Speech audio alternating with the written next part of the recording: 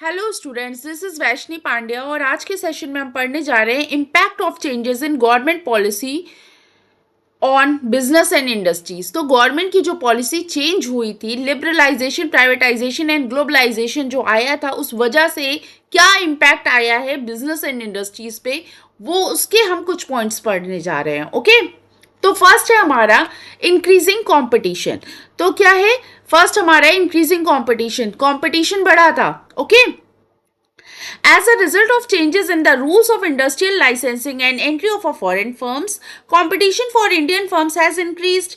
ठीक है, पहले हम अपनी कंट्री में अपने आप में ही रह के कंपटीशन करते थे, अब भाई पूरी वर्ल्ड से हमें ग्लोबलाइजेशन आ गया, पूरी वर्ल्ड से हमें जो है कंपटीशन मिल रहा था, तो हमारा कंपटीशन का लेवल बढ़ा था, especially in service industries like telecommunication, airlines, banking, insurance etcetera. तो स्पेशली यहाँ पे कहा गया है सर्विस इंडस्ट्रीज में, जहाँ पे हम सर्विस प्रोवाइड करते हैं, जो टेलीकम्युनिकेशन है, एयरलाइन सर्विसेज है, बैंकिंग सर्विसेज है, इंश्योरेंस सर्विसेज है, इन सब एरियाज में सबसे ज़्यादा कंपटीशन ये न्यू इकोनॉमिक पॉलिसी के आने की वजह से बढ़ा था। ओके, क्योंकि ये सारे जो हमारे सेक्टर्स थे ये उससे पहले किसके हाथ में थे? पब्लिक सेक्टर के हाथ में थे। ओके, तो फर्स्ट है कि फर्स्ट पॉइंट है आपका कंपटीशन इंक्रीज हुआ था। सेकंड है आपका मोर डिमांडिंग कस्टमर्स। अब कंपटीशन इंक्रीज हुआ, नए नए लोग नए नए प्रोडक्ट्स लेके आ रहे हैं, तो ऑफकोर्स सी बात है कस्टमर्स की भी डिमांड इंक्रीज होगी, कस्टमर्स को भी नए नए तरीके का नया नया चीज़ चाहिए होगा। Due to economic reforms the customers today have become more demanding as they are well informed. अब कस्टमर्स के पूरी नॉलेज है, पहले कस्टमर्स को इतनी नॉलेज नहीं रहती थी, जितना परोसा जाता था उनको लगता था यही लिमिटेड है, इसी में से हमारे पास ऑप्शन है चूज करने का। लेकिन अब कस्टमर्स ज़्यादा इन्फॉर्म्ड हो गए, उनके पास इंफॉर्मेशन ज़्यादा आ गई, नॉलेजेबल हो गए हैं, उनको चीज़ों के बारे में भी ज़्यादा पता चल गया है, और जगह जगह अलग अलग तरीके से उनको चीज़ें परोसी भी जा रही हैं, तो ऑफकोर्स सी बात है वो डिमांडिंग और ज़्यादा होंगे, हर कंपनी से बेस्ट एक्सपेक्ट करेंगे कि वो हमें ला के दें। ओके, मार्केट में उतार के दें वो सामान। Increased competition in the market give the customers a wider choice of purchasing better quality of goods and services.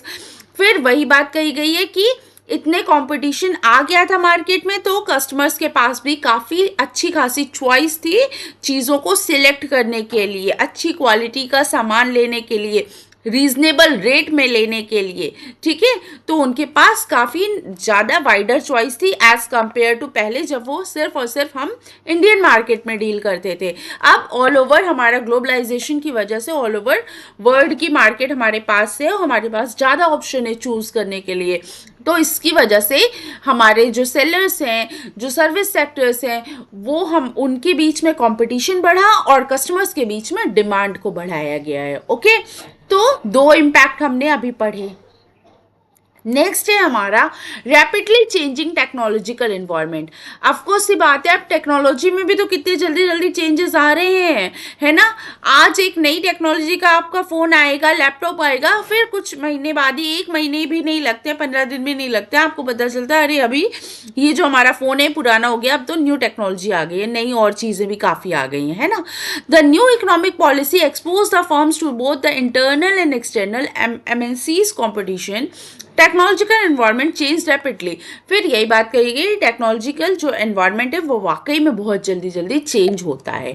Okay, तो ये सारे इम्पैक्ट आए थे हमारे न्यू इंडस्ट्रियल पॉलिसी के आने की वजह से। क्या 3 हमने पढ़े हैं अभी? कंपटीशन में इंक्रीज हुआ है, मोर डिमांडिंग कस्टमर्स हुए हैं, और रैपिडली चेंज टेक्नोलॉजिकल एनवायरनमेंट। ठीक है, तो ये 3 हमने पढ़ा है। नेक्स्ट आपका है नेसेसिटी फॉर चेंज। क्या ज़रूरत थी चेंज लाने की? ठीक है, आज इसी टॉपिक के साथ मैं इसको भी फिनिश कर लेती हूँ। Necessity for change. Before the implementation of new economic reforms in 1991 the business were more stable. क्या थे 1991 के पहले? बिजनेस क्या थे? बहुत स्टेबल थे, उनको कुछ करना नहीं था, जैसा चल रहा है उसी ढर्रे पे काम चल रहा था। लेकिन अब लोगों के बीच में काफ़ी चेंजेस आ रहे हैं, लोगों को इधर उधर देखना पड़ रहा है, क्या नया आ रहा है उसको अपने बिजनेस में लाना पड़ रहा है। ठीक है। नेक्स्ट आपका है need for developing human resources. अब क्या है, पहले के लोग ह्यूमन रिसोर्स था, उसी के जरिए तो हम लोग काम करते थे, तो पहले के लोग इतने ज़्यादा नॉलेजेबल या अपग्रेड नहीं करते थे अपने आप को, जैसे हैं वैसे ही उतनी पढ़ाई में काम चल जाता था, लेकिन आज के टाइम में नहीं हो पाएगा। आपको समय के साथ अपने आप को बदलना पड़ेगा, तभी आप मार्केट में सरवाइव कर पाएंगे। ओके, तो आपको अपनी ह्यूमन रिसोर्स को भी नॉलेजेबल करना पड़ेगा।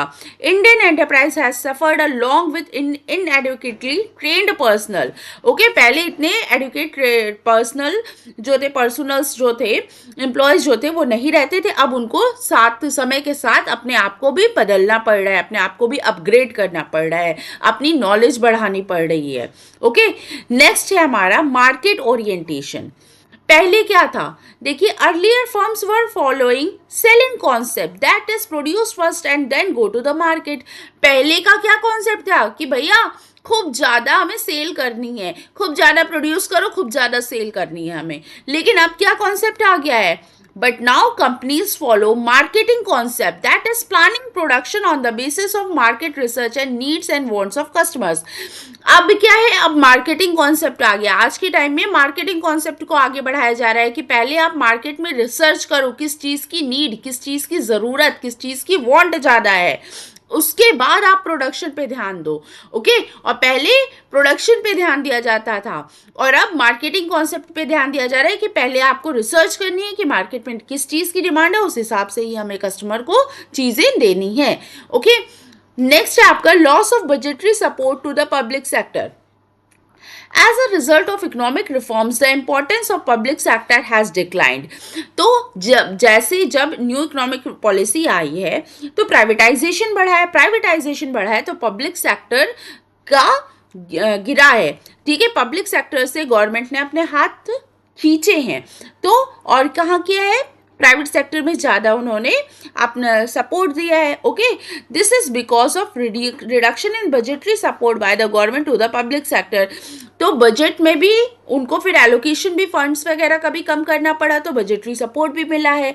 इसीलिए आप कह सकते हैं loss of budgetary support to the public sector. Public sector पे हमने बजटरी सपोर्ट हमारा कम गया है। ओके, नेक्स्ट आपका टॉपिक है managerial response to change in business environment. इसको पढ़ेंगे हम नेक्स्ट सेशन में। आज के लिए इतना ही, थैंक यू।